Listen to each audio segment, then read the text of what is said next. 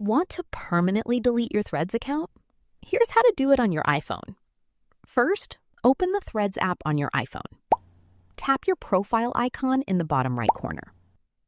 Next, tap the two-line menu in the top right corner to open Settings.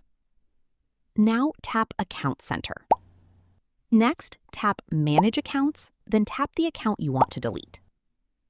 After that, tap Deactivation or Deletion. Now choose Delete Account, then tap Continue. If prompted, enter your password to verify your identity.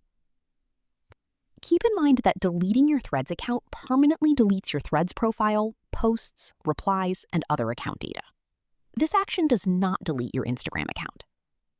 And that's it. You've successfully deleted your Threads account on your iPhone. Thanks for watching. If this tutorial helped, don't forget to like the video and subscribe for more iPhone tips, tricks, and social media tutorials.